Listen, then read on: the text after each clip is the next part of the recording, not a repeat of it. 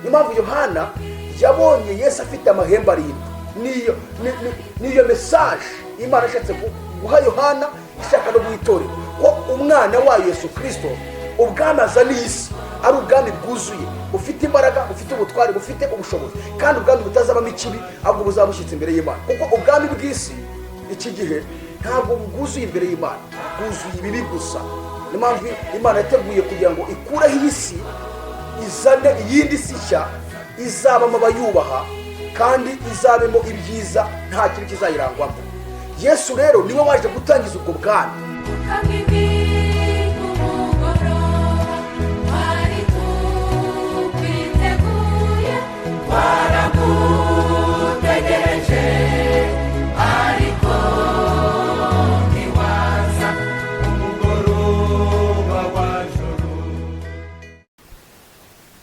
Twongeye kubasuhuza nshuti bene data bakundwa, abavandimwe mwese muri hirya no hino mu bihugu bitandukanye ku migabane itanu y'isi, mwebwe mukomeza kudukurikirana buri munsi uko bukeye n'uko bwije kuri channel yacu Revelation Ministry.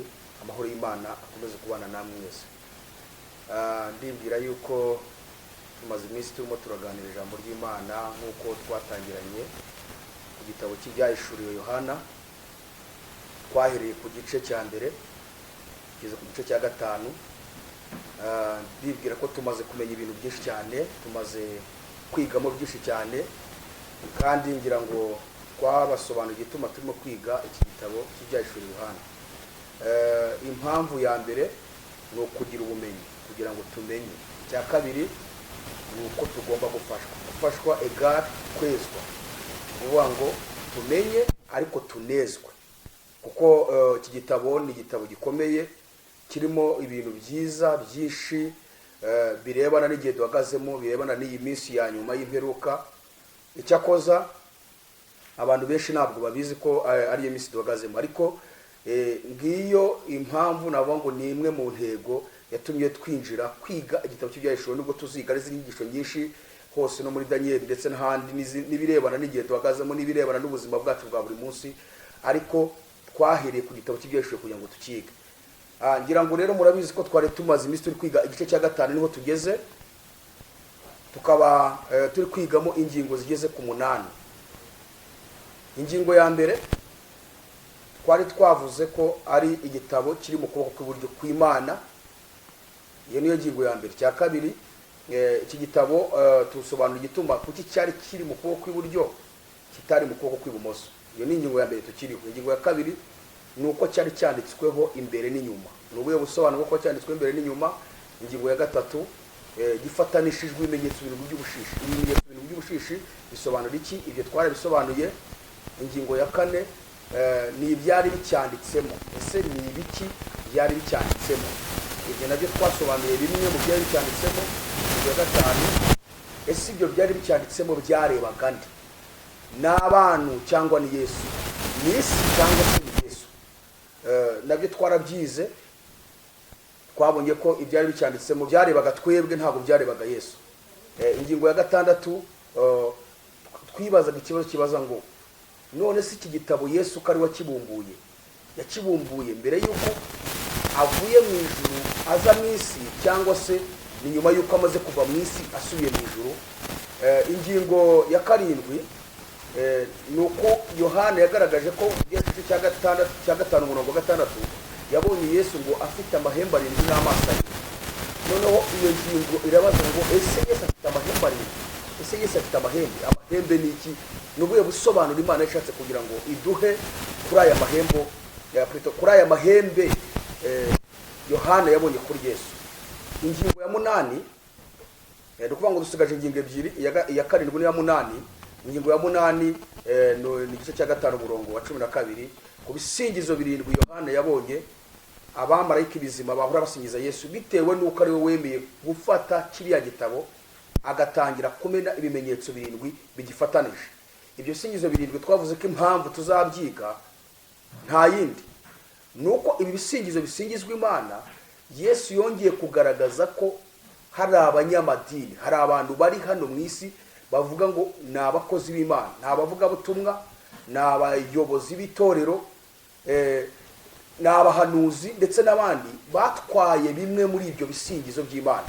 Ubutumwa uko bwanditswe na Matayo 5:20 Yesu yabivuzeho ariko bwira intumwa, arababwira ngo kandi ndababwira yuko gukiranuka kwanyu ni kutaruta uko abanditsi nuko abafarisayo mutazinjira mu bwami bwo mu ijuru. Abafarisayo bari abanyamasengesho, ko biri tubwira ko biyirizaga ubusa kabiri mu cyumweru, batangaga icya 10 n'amaturo. Amategeko bari bayambaye mu ijosi no ku myenda baga bambaye ku ncunda z'imyenda yabo. Bari abantu basengera no mu mayira, bagasengera mu masinagogi. Ariko ni ikibazo gikomeye, kuki Yesu yabwiye abigishwa be, intumwa ze, akababwira ngo gukiranuka kwanyu ni kutaruta uko abanditsi nuko abafarisayo, ntabwo muzinjira mu bwami bwo mu ijuru.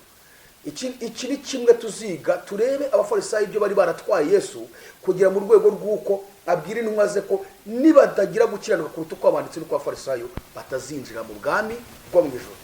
Ngizi ngingo umunani turimo kuganira uyu munsi, tugeze ku ngingo ya 7.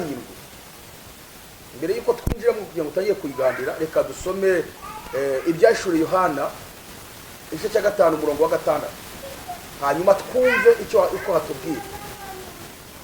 Haratubwira ngo nuko mbona hagati ya ndebe na bya bizima bine no hagati y'aba bakuru umwana w'intama uhagaze n'uwatamba, afite amahembe 7 n'amaso 7, ariyo myuka 7 y'Imana itumwa kujya mu isi yose. Araza kura cya gitabo ukuboko kw'iburyo yicaye kuri ya ntebe. Tugiye kuvuga kuri iyi ngingo ya 7, kuki Yohana yerekanye Yesu, akagaragaza Yesu afite amahembe 7 n'amaso 7. Ese Yesu agira amahembe? Amahembe tuyazi ku nka, tuyazi ku ntama, tuyazi ku ihene n'izindi nyamaswa zitandukanye. Ariko ni gute Yohana yagaragaje Yesu gafite amahembe 7? Kugira ngo twinjiremo neza, turifashisha igitabo cy'umuhanuzi Daniel igice cya 8 uhera ku murongo wa 2 kugeza ku murongo wa 20. Yabonye isekurume y'ihene ije ikubita ya mfizi y'intama y'amahembe 2 irayinesha. Ariko yabanje gusobanura ko iyo mfizi y'intama yari ifite amahembe 2. Asobanura ko ni sekurume y'ihene yari ifite ihembe rimwe riri hagati y'amaso yayo. Abona ngo iryo hembe ryari rinini cyane. Agiye kunabona ya sekurume y'ihene iraje kubisa ya mfizi y'intama ngo irayica. Imaze kuyica, isekurume y'ihene iragara ikwira isi yose. Washize igihe gitoya abona rya hembe rya sekurume y'ihene riravunitse, mu cyimbo cyaryo hamera andi mahembe 4. Noneho marayika Gabriel aza kubisobanurira Daniel, umva ukuntu yamubwiye. Yaramubwiye ngo imfizi y'intama y'amahembe 2 wabonye nibo bami b'Abamedi n'Abaperesi. No kuvuga ngo ihembe rimwe ryari Ubumedi, ihembe rya kabiri rya Buperesi. Ihembe rimwe ryari Dariyo wayoboye Abamedi, ihembe rya kabiri ryari Kuro wayoboye Ubuperesi. Hanyuma aramubwira ngo ya sekurume y'ihene y'igikomo wabonye yaje gasekura imfizi y'intama ni ubwami bw'Ubugiriki. Aramubwira ngo ririya hembe ryari hagati y'amaso yayo umwami wabo wa mbere ariwe Alexander Rogara. Noneho kuri iyo wabonye naryo ryavunitse, ni igihe uwo mwami wabo azaba apfuye. Kuvunika bisobanuye gupfa. Uko niko byagenze Alexander yaje gupfa nyuma y'imyaka 200 Daniel ahawe buno buhanuzi. Hanyuma ngo yabonye apfuye cyangwa rivunitse mu cyimbo cyaryo andi mahembe 4. Aya mahembe 4 ni abajenerali 4 b'ingabo z'Ubugiriki bigabanyije ubwami bw'Ubugiriki Alexander amaze gupfa. Abo bajenerali bari bande? Umwe yitwaga Cassandre, undi yitwaga Lismark, undi yitwaga Ptolemy, undi yitwaga Seleucus. Abo nibo baje kwigabanya ubwami bw'Ubugiriki ubwo Alexander ariwe rya hembe ryari ku isekurume y'ihene ryavunikaga cyangwa se yapfaga. Noneho turi gusobanura ibintu dushaka kwerekana kuki Yohana yabonyeho Yesu amahembe. Ubundi hembe risobanura iki? Reka mvuga nk'ibintu 4 ihembe risobanura. Icya mbere, ihembe risobanura ubwami. Icya kabiri rigasobanura ubutware. Icya gatatu rigasobanura ubushobozi. icya kane rigasobanura imbaraga. Ngibyo ibintu bine ihembe risobanura. Igihe cyose uzasoma ikirebana n'ihembe muri Bibiliya, akenshi mu buryo bwa gihanuzi, ihembe ni ikintu bashatse kuvuga ubwami, ubutware, ubushobozi, imbaraga. Tubonye ko Daniel mwiyerekwa yagize ry'Abamedi n'Abaperesi yabonye imfizi y'intama y'amahembe abiri. Niyo ngo ihembe rimwe ryari Dariyo, ihembe rya kabiri ryari Kuro. Ubwo ni bwa bwami kandi ubwami iteka ryose bugira imbaraga, ubutware bukagira n'ubushobozi. Icya kabiri tubonye ubugiriki bwakurikiyeho, nabwo ni ihembe yari yabonye ku isekurume y'ihene riravunika, berekana ko ari igihe Alexander yamaze gupfa.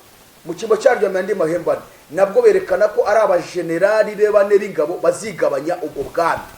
Twari tuvuze ngo ihembe risobanura ubwami, ubutware, ubushobozi, imbaraga.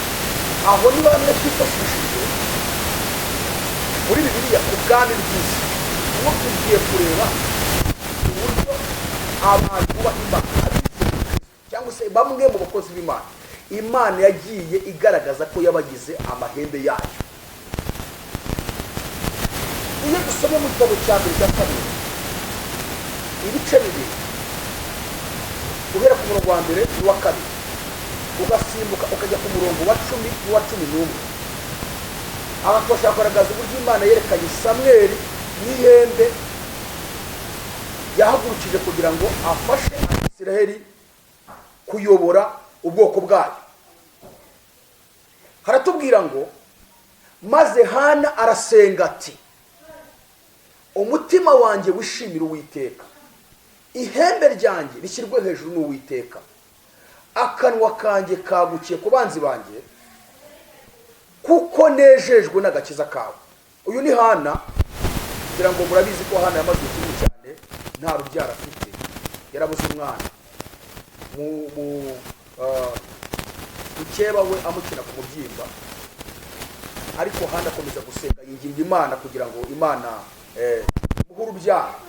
Ubwo yamuhaga urubyaro bwa mbere yamuhaye witwa Samweli amaze kuvuka, Hana nibwo yavuze cyangwa se yahanuye ubuhanuzi, kuko isoni ikintu cyose ubona ari ubuhanuzi yahanuye. Yaravuze ngo umutima wanjye wishimira Uwiteka, ihembe ryanjye rishyirwe hejuru n'Uwiteka, akanwa kanjye kagukiye ku banzi banjye, kuko nejejwe n'agakiza kawe. Ihembe yavugaga ni Samweli, niyo mpamvu yavuze ngo ihembe ryanjye rishyirwe hejuru n'Uwiteka. Isoni y'umurongo wa 10 na 12 haratubwira ngo abarwanya Uwiteka bazavunagurika. Ubwo yashatse kwerekana ko abazarwanya Samweli bazaba bari kurwanya Uwiteka. Niyo mpamvu yavuze ngo abarwanya Uwiteka bazavunagurika. Icya kabiri haravuga ngo Uwiteka azacira imanza abo ku mpera y'isi, kandi umwami we azamuha imbaraga. Umwami rero ni Samweli. Haravuga ngo azashyira hejuru ihembe y'uwo yasize amavuta. Ni ukuvuga ngo ihembe yavugaga ni Samweli. Samweli yabaye ihembe ry'Abisiraheli, cyangwa se Imana yamugize ihembe ry'Abisiraheli. Ubundi twabonye ko ihembe risobanura ubwami n'ubutware n'ubushobozi n'imbaraga. Ni ukuvuga ngo Samweli muri we harimo ubwami, muri we harimo ubutware, muri we harimo ubushobozi, muri we harimo imbaraga. Reka tuvuge imirimo Samweli igeze kuri 3 yakoze muri Isiraheli, kugira ngo tugaragaze ubwami n'ubutware n'ubushobozi n'imbaraga byari biri muri. Samweli yabaye umucamanza w'Abisiraheli, icyo ni cyambere. Icya kabiri, Samweli yabaye umuhanuzi wa Isiraheli. Icya gatatu nuko Samweli yabaye umutambyi w'Abisiraheli. Tuvuze ibintu bitatu Samweli yakoze mu Bisiraheli. Icya mbere nuko yabaye umucamanza w'Abisiraheli, icya kabiri akaba umutambyi wa Isiraheli, icya gatatu akaba umuhanuzi w'Abisiraheli. Ibyo bigaragaza ubwami bwari muri we, ubutware, ubushobozi ndetse n'imbaraga. Turavuga ku wundi wa kabiri. Undi wa kabiri ni Dawidi. Igitabo cya mbere cya Samweli 16 uhere ku murongo wa mbere n'uwa kabiri ugasimukanya ku murongo wa 13. Dawidi yimikishijwe amavuta yo mu ihembe. Uhere ku murongo wa mbere atubwira ngo Uwiteka abaza Samweli ati, uzageza he kuri Sawuli kandi nanze ko aba umwami w'Abisiraheli? iramubwira ngo uzuza ihembe ryawe amavuta ngutume kwa Isayi w'i Betelehemu, kuko mu bahanuzi mu bahungu be niboneyemo uzaba umwami w'Abisiraheli. Noneho Samweli yafashe ihembe arisukamo amavuta ajya kwimika Dawidi. Umurongo wa 13 aravuga ngo nuko Samweli yenda ihembe ryuzuye amavuta ayamusukiraho imbere y'abakuru be. Uhereye ubwo umwuka w'Uwiteka akajyaza kuri Dawidi cyane. Vuga ngo Dawidi ajya kwimikwa yimikishijwe amavuta yo mu ihembe. Samweli yamusukaho amavuta mu ihembe, Dawidi yari yimitswe kugira ngo abe umwami. Icyo gihe rero yahise agira ubwami muri we, agira ubutware, agira ubushobozi, agira imbaraga. Ikigaragaza ko ibyo byose bimugeraho nuko Dawidi amaze kwimikishwa amavuta yo mu ihembe yasubiye mu ishyamba kuragira intama, ngo idubu yaza ije gufata umwana w'intama, akayifata akayasamura akanwa akabona umwana w'intama akayica. Idubu ni inyamaswa ikomeye, ni inyamaswa, ni imwe mu nyamaswa zigira amahane, ni imwe mu nyamaswa nini. Ukibaza ukuntu Dawidi afata idubu akayasamura urwasa akayikuramo umwana w'intama. Kumbi ni bwa bwami bwari bwagize muri we biturutse mu mavuta mu ihembe y'Imana. Kuvuga ngo Dawidi yahise aba ihembe y'Abisiraheli. Icya kabiri, Dawidi ngo iyo intare yaza ije gufata umwana w'intama, ngo yarayifataga akayasamura akayikuramo umwana w'intama. Intare turabizi ko intare ni umwami w'ishyamba, izindi nyamaswa zirayitinya, kandi intare igira imbaraga. Intare igira ibizigira, igira imbaraga nyinshi, ifite imbaraga nyinshi. Ukibaza ukuntu Dawidi yafataga intare akayasamura akayikuramo umwana w'intama. Ibyo bigaragaza ko umuntu Imana yahamagaye, yatoranije, abahindutse ihembe ry'Imana, abahindutse ihembe rikomeye. Zaburi 148 umurongo wa 14, Dawidi ubwo yarivuze agaragaza ko Imana yamushyiriye hejuru kuba ihembe ry'Abisiraheli. Yaravuze ngo kandi Uwiteka ashyiriye hejuru ubwoko bw'ihembe niryo ashimirwa n'abakunzi be bose, aribo bana ba Isiraheli, ubwoko bumuri bugufi. Dawidi Imana amushyiriye hejuru kuba ihembe ry'Abisiraheli. Kuvuga ngo muri we Imana amushyizemo ubwami, ubutware, ubushobozi, imbaraga, kugira ngo ajye arwanira ishyanga rya Isiraheli ku banzi baje kubatera. Subiye inyuma gato, ndashaka kubanza gusobanura ikintu cyitwa ihembe, kuko nubwo tuvuze ko Imana umuntu wese ihamagaye imuhindura ihembe ikamushyiramo ubwami n'ubutware n'ubushobozi n'imbaraga, ariko Satani nawe ubwo bushobozi ajya bukoresha. Reka vuge ngo ajya akoresha ikintu cyitwa ihembe. Ubundi mu ijuru Imana igira abakozi bayikorera, no mu isi mu ijuru igira ibizima, abakuru, abamarayika. Mu isi ho ifite abakozi benshi, yaba ari abayoboye itorero, yaba n'abandi, nta Imana idakoresha. Satani nawe niko afite imitwe y'abakozi be imukorera. Harimo umutwe w'abapfumu, umutwe w'abarozi, umutwe w'abadayimoni, abo ngabo badayimoni yamanukanye nabo bava mu ijuru, ndetse n'indi mitwe myinshi twavuze, abakonikoniya n'abandi n'abandi n'abandi. Muri iyo mitwe tuvuze ikora Satani, harimo umutwe ukoresha imbaraga z'amahembe, umutwe w'abapfumu. Umupfumu wakoherereje ikintu cyitwa ihembe. Ihembe ry'abapfumu yari kugezeho kugira ngo rizakurekure.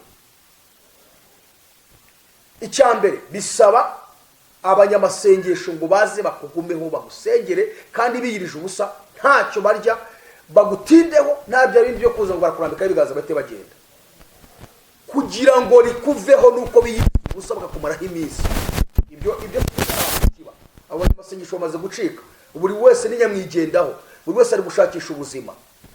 Icya kabiri, iyo abanyamasengesho badahari, bisaba umuntu Imana yahaye iyo mpano yo kwirukana izo mbaraga, iyo myuka mibi y'amahembe. Wowe yaje akagukoraho, niyo ataragukoraho ziribwiriza, we arategeka abademoni bakagenda. Ariko iyo abo babuze, wibanira naryo. Ubundi akenshi umupfumu aryohereza kugira ngo rize rikwica, kandi aho abagendera cyane ni umutima ndetse n'ubwonko. Iyo abuze umutima aratugomba byose abivuze kubera imana idukingiye kibaba igisi kitangiraho hari igihe biza kumufatira hanze ishobora kumufata mu kuguru ishobora kumufata mu gatuza ishobora kumufata mu kuboko ishobora kuza rikagera guteza umuriro ugahora ushya mu mubiri wawe uhora ushya wumva umubiri wawe uhora wakamo umuriro ushobora kuwufata umutwe n'ibikwicaye ugahora urwara umutwe ugakira ushobora gufata mu bitugu ugahora wumva uremereye wagira ngo ni nk'imitwaro bagukoreye rishobora gufata ukuguru ukagihora ukuguru kuko kubabaza kugenda bikakunanira mbega rishobora no guhindura pararize rifata mu buryo bwinshi ku buryo usigara urwara indwara wagenda kwa muganga bakakirwa kandi ibyo rikurimo keretse habonetse ibyo byiciro biri twavuze abanyamasengesho babigize umwuga cyangwa se umuntu ufite iyo mpano yo kwirukana imyuka mibi y'amahembe ihembe ry'abadayimoni ryo rigira imbaraga ariko icyo dushimira haleluya imana ihabwa icyubahiro nuko abamwizeye nabo bahindutse ihembe ry'imana kandi ihembe riri hejuru y'amahembe yose abakonikoni ihembe riri hejuru y'imbaraga za satani. Ubutumwa bwiza uko bwanditswe na Yohana igice cya 1 umurongo wa 12 haratubwira ngo icyakora bamwemeye bose bakizera izina rye yabahaye ubushobozi bwo kuba abana b'Imana. Abo ntibabyawe n'amaraso cyangwa n'ubushake bw'umugabo cyangwa n'ubushake bw'umubiri ahubwo babyawe n'Imana. Nuko umuntu wese wamaze kwizera Yesu Kristo abahindutse umwana w'Imana 100%. Umwana w'intare nawe ni intare. Zaburi ya 8 umurongo wa 2 atubwira ngo umuntu niki kumwibuka cyangwa umwana w'umuntu kumugenderera wenze kumugira nk'Imana aburaho hato. Niyo ngo umwana w'umuntu cyane uwamaze kwizera Yesu abahindutse akamana gato. Bivuga ngo bwa bwami buri muri we, bwa butware buri muri we, bwa bushobozi buri muri we, za mbaraga ziri muri we. Abantu bose bizeye Kristo Yesu baba bahindutse ihembe ry'Imana. Niyo mpamvu tubonye ko mu batubanjirije mbere yuko Yesu aza mu isi Samuel Imana amugize ihembe rihagararira ishyanga rya Isiraheli. Dawidi nawe Imana amugize ihembe rihagararira abisiraheli kugeza ubwo Dawidi nawe yivuze. Uyu munsi abantu bamaze kwizera Yesu nabo bahindutse amahembe, bahinduka ihembe ry'Imana, ariko ni ihembe riri hejuru y'amahembe yose y'abapfumu ay'abakonikoni y'amahembe twabonye abapfumu bohereza. Umuntu wamaze kwizera Yesu muri wa bari mu bwami ubutware ubushobozi ndetse n'imbaraga. Tugaruke ku kibazo kibaza none se ni gute Yohana yagaragaje Yesu afite amahembe arindwi? Aya mahembe arindwi yaje kuri Yesu cyangwa Yohana abonye kuri Yesu yarashatse gusobanura iki? Tubonye ko ihembe risobanura ibintu bine: ubwami, ubutware, ubushobozi n'imbaraga. Kuba Yohana yabonye Yesu ibi bintu cyangwa se aya mahembe, hari ubuhanuzi, hari ihishurirwa Imana yashaka kuduha, hari ubundi bisobanuro Imana yashaka guha abatuye isi. Twabonye ko iki gitabo Yesu yakibumbuye amaze kuva mu isi asubiye mu ijuru, kandi byari bikirimo byarebaga Yesu byarebaga twebwe, ntabwo byarebaga Yesu. None Yohana Imana imuhishurira Yesu afite amahembe arindwi. Ubwo nihe message Imana ishatse guha Yohana? Harimo natwe ariko niyi Imana ishatse kwereka Yohana ko umwana wa Yesu Kristo aje ari umwami w'abami. Muri we harimo ubutware, muri we harimo ubushobozi, muri we harimo imbaraga, muri we harimo ubwami, kandi ubwami bwe nta kindi kiri hejuru yabo. Mbega niba uje kubera umwami w'isi n'ijuru, imbaraga, ubushobozi n'ubutware, mbega aje kubera itorero rye umwami. Mu yandi magambo reka bisobanure muri ubu buryo. No kuvuga ngo kuba Yohana abonyeho Yesu amahembe arindwi, ubundi umubare karindwi usobanura umwuzuro w'Imana. Twabonye ko ihembe risobanura biriya bintu bine twari tuvuze. Kuba noneho rero abaye amahembe arindwi, Imana ishatse kwerekana ko ubwami bwa Kristo ari ubwami bwuzuye bushyitse imbere yayo, ubwami budaterwa, ubwami budatsindwa, ubwami butazarangwamo ikibi, butazabamo ubukene, butazabamo inzara, butazabamo kwambara ubusa, butazabamo ubujura n'ubwicanyi, butazabamo inzangano, butazabamo ubugome bwose. Mbega ni ubwami bushyitse imbere y'Imana, Imana yemera. Niyo mpamvu Yohana yabonye Yesu afite amahembe arindwi. Niyo message Imana ishatse guha Yohana, ishaka no guhitorera ko umwana wayo Yesu Kristo ubwami azaniye isi ari ubwami bwuzuye, bufite imbaraga, bufite ubutwari, bufite ubushobozi, kandi ubwami butazabamo ikibi, ahubwo buzaba bushyitse imbere y'Imana. Kuko ubwami bw'isi iki gihe ntabwo bwuzuye imbere y'Imana, bwuzuye ibibi gusa. Niyo mpamvu Imana yateguye kugira ngo ikureho iyi si, izane iyindi si nshya, izabamo abayubaha kandi izabemo ibyiza, nta kintu kizayirangwamo. Yesu rero niwe waje gutangiza ubwo bwami bushyitse imbere y'Imana. Icya kabiri nuko Yohana yabonye Yesu amubonaho amaso arindwi. Mbere yuko tuvuga aya maso arindwi, turabanza kubwira umuntu wese, wowe udukurikiranye,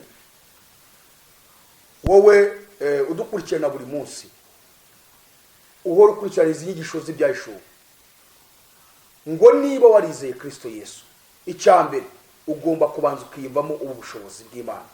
Ugomba kumenya ko uri ihembe ry'Imana. Niba utaramenya agaciro kawe, niho Satani azagufatira.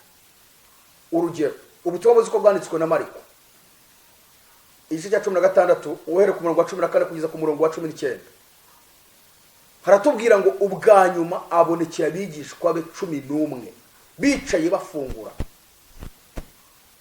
abagaya kubwo kutizera kwabo no kunangirwa kw'imitima kwabo, kuko batemereye abamubonye amaze kuzuka. Arababwira ati, mujye mu bihugu byose mwigisha abana mwe bose ubutumwa bwiza. Uwizera akabatizwa azakizwa, ariko utizera azacirwaho iteka. Aravuga ngo kandi ibimenyetso bizagumana n'abizera ngibi. Yavuze ibintu bitanu. Icya mbere, bazirukana abadayimoni mu izina ryanjye. Icya kabiri, bazavuga indimi nshya. Icya gatatu, bazarambika ibiganza ku barwayi bakire. Icya kane, kandi niba nywa n'ikintu cyose cyica ntacyo kizabatwara na hato. Icya nyuma, cya gatanu, yaravuze ngo bazafata inzoka. Ibyo Yesu yavuze ashaka kwerekana ubutware buri mu muntu wese wamaze kwizera Yesu. Niyo mpamvu niba waramaze kwizera Yesu, ugomba kuba ibi bintu bikurimo. Ugomba kuba uri ihembe ry'Imana, muri harimo ubutware, ubushobozi, imbaraga. Niba ntabyo ukaba utabyiyumvamo, hari ikibazo kuri wowe. Icya mbere ugomba gukora kugira ngo ugire mu rugo rwego, nuko ugomba gusoma ijambo ry'Imana ku manywa na nijoro. Icya kabiri, nuko ugomba gusa naryo ugakora icyo ijambo ry'Imana ikubwira. Icya gatatu, nuko ugomba gufata ibihe byo gusenga no kwiriza ubusa. Icya kane, nuko ugomba guhaguruka ugakunda kubana n'abantu b'Imana, mugaterana. Biravuga ngo mukumbure guterana kwera uko mubona ujya munsi ubegera.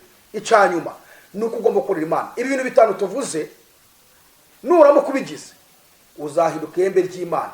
Bazabyohereza ntibizagufata, bazabitega uzabirenga.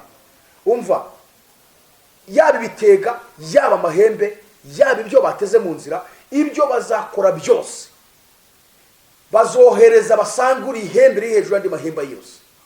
Ibyo ni byo bintu twashaka kubwira: gusoma ijambo ry'Imana, gusa naryo, kwiyiriza ubusa no gusenga, gukunda guterana kwera, ndetse no gukorera Imana. Ibi nubyuzuza, Satani azagushaka kuburi, uzaba ubaye ihembe ry'Imana.